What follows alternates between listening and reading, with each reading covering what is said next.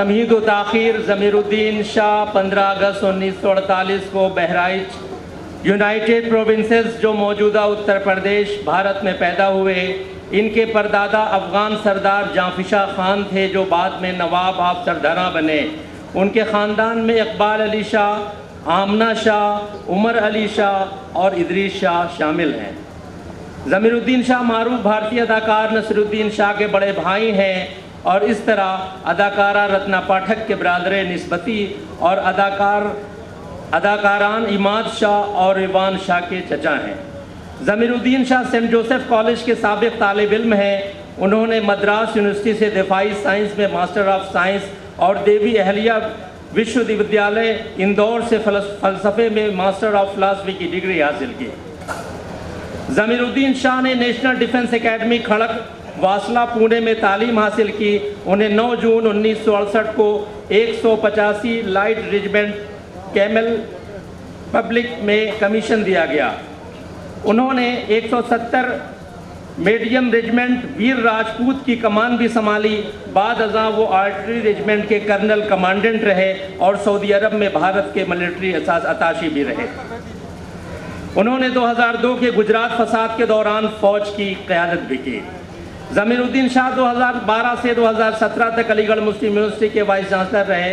आप लोग खुशकिस्मत हैं, गोरखपुर के तमाम अली बिरादरान खुशकिस्मत हैं कि ज़मीरुद्दीन शाह साहब इस वक्त आपके दरमियान हैं और आपसे रूबरू होने जा रहे हैं। मैं बहुत ही अदब और एहतराम के साथ लेफ्टिनेंट जनरल ज़मीरुद्दीन शाह साहब को मदऊ करूँगा कि तशरीफ़ लाएँ और अपने कलिमात आलिया से नवाजें जो मुस्तक़बिल में हम लोगों के लिए मशअल राह साबित हो। लेफ्टिनेंट जनरल ज़मीरुद्दीन शाह साहब।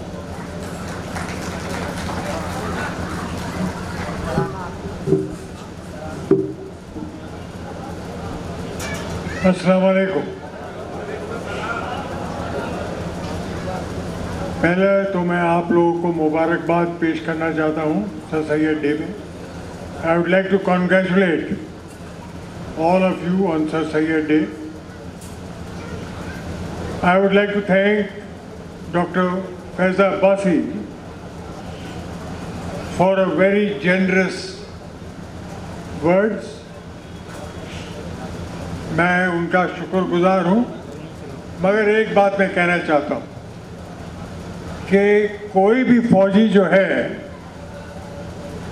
जब उसको जिम्मेदारी दी जाए तो पूरी करता है, अधूरी नहीं छोड़ता। और दूसरी बात, अलीगढ़ मुस्लिम यूनिवर्सिटी के लिए दिल में जगह दर्द होना चाहिए। मैं अलीगढ़ मुस्लिम यूनिवर्सिटी में पढ़ा नहीं हूँ, मगर मेरा पूरा ख़ानदान वहाँ पढ़ा है, इल्म हासिल की है और तरक्की पाई। 2-3 बातें मैं आपसे कहना चाहता हूँ कि आजकल के जो हालात हैं 1857 की तरीके से की तरफ जैसे गरमाइश कम्युनिटी पे पड़ रही थी वैसे ही पड़ रही है। The situation is exactly as it was in 1857, but I want to tell you, पहले drive the fear from your heart, अपने दिल से खौफ दूर कर दीजिए। सर सैयद ने यही बतलाया था, अगर आप खौफज़दा रहेंगे तो लोग आपके ऊपर चढ़ जाएंगे। बिल्कुल खौफ जाहिर नहीं कीजिए, डोंट फियर एनीथिंग। स्टील कैसे बनती है? जब आप लोहे को फर्नेस में डाल के गर्म करते हैं तो गर्माइश आपको महसूस हो गई है और इंशाल्लाह इस गर्माइश की वजह से कौम जो है स्टील बनेगी, मजबूत बनेगी, मुझे कोई शक नहीं। 2-3 बातें सर सैयद से सीखनी चाहिए। एक तो जो गवर्नमेंट है मौजूदा टाइम पर, उसके साथ चैनल्स ऑफ कम्युनिकेशन खुले रखने चाहिए। We need to keep the channels of communication open with the people in power, मगर ये ज़रूरी है कि इसको करने में अपना ज़मीर बेचना नहीं चाहिए। We should not sell our conscience just to open the gates. No, we must speak with confidence, we must speak boldly, but not sell our souls. I mean, that would be a disgrace to the country, a disgrace to the community. I admit that we are keeping our channels of communication open with the RSS. I have no shame in admitting it. मैं कहना चाहता हूँ कि हम लोगों ने RSS के साथ, भगवत के साथ 2-3 मीटिंग्स हुई हैं, अपना दर्द उनको बतलाया है और उनसे कहा है कि आप सुधार लीजिए, जो आपके सेवक हैं उनको सुधारिए। और मुझे यकीन है कि इस बातचीत से फ़ायदा कम्युनिटी को ज़रूर होगा। लोग कहेंगे कि इन लोगों ने अपना ज़मीर बेच दिया, ये चाहते हैं कि फलाना। नहीं, जो मेरे साथी हैं मेरे साथ, अल्हम्दुलिल्लाह हमें बहुत मिला है, खुदा ने बहुत दिया है, किसी और चीज़ की तमन्ना नहीं है। हम देखना चाहते हैं कि हमारा मुल्क प्रोग्रेस करे, और प्रोग्रेस तभी कर सकते हैं अगर सब एक साथ मिल के जो है व्हील पर, we put our shoulder to the wheel, अगर हम कंधा लगाएंगे एक साथ तो मुल्क की तरक्की होगी। यही मैंने प्राइम मिनिस्टर से कहा है कई बार कि मुल्क की 5 उंगलियां होती हैं, हिंदू, मुसलमान, सिख, ईसाई और पारसी। अगर छोटी उंगली पे भी चोट आ जाए तो क्या आप 5 उंगलियां जो है मुक्का बन सकती हैं? बिल्कुल नहीं। तो कोशिश हमारी ये है कि हम समझाएं मेजॉरिटी कम्युनिटी को और आगे बढ़ें।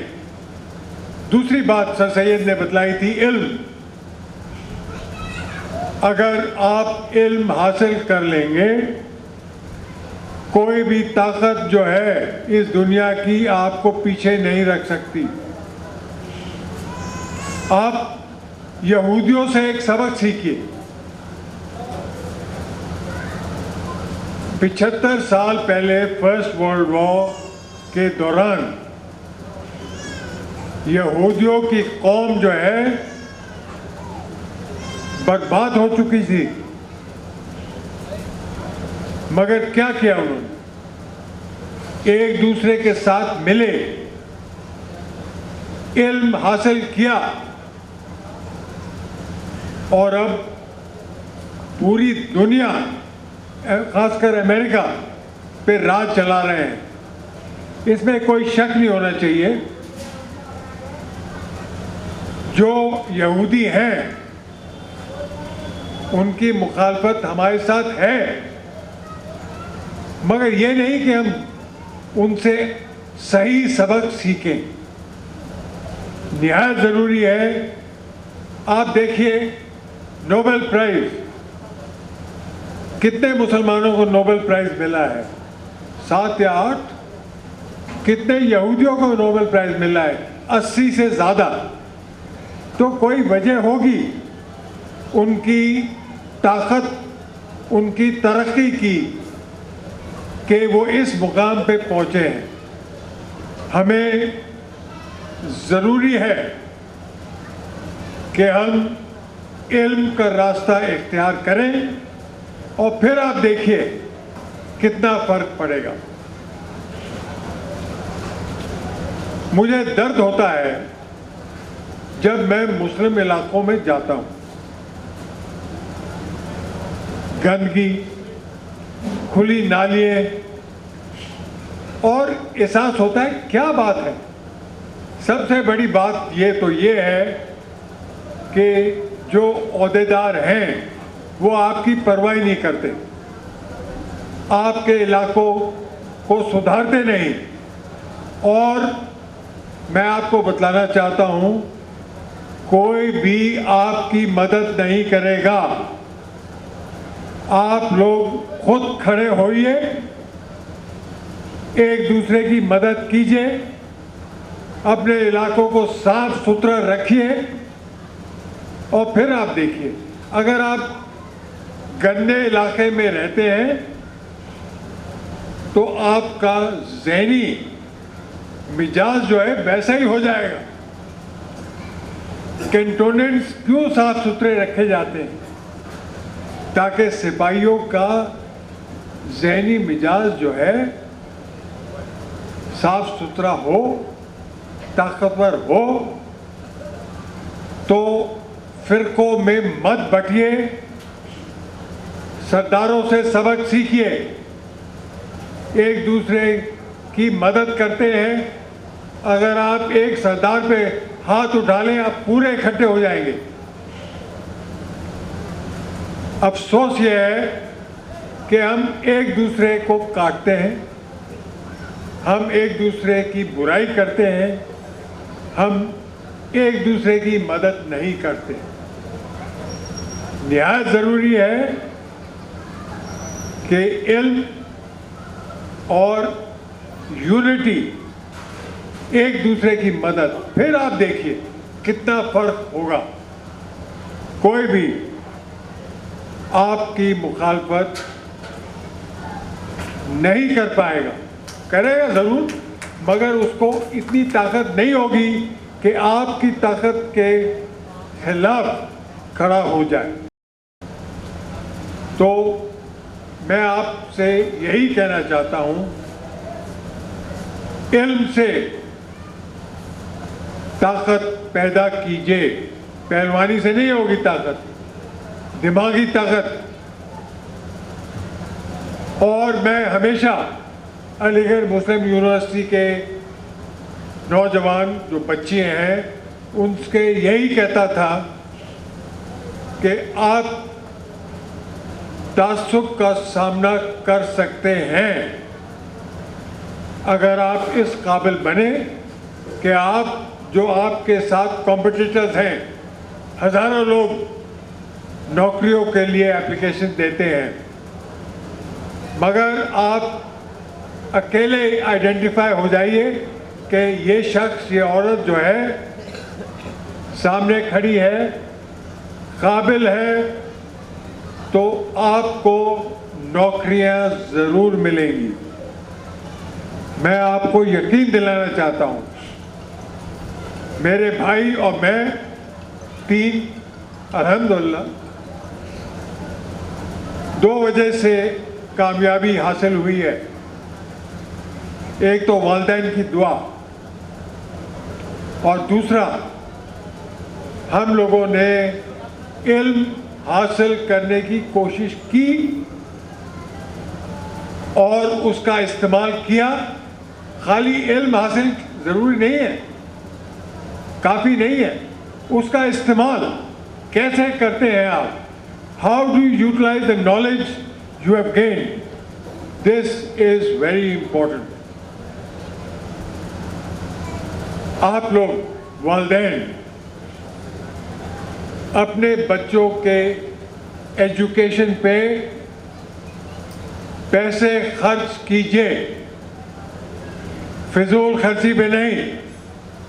हम लोग ज़्यादा शान शौकत की वजह से फिजूल खर्ची करते हैं, नहीं।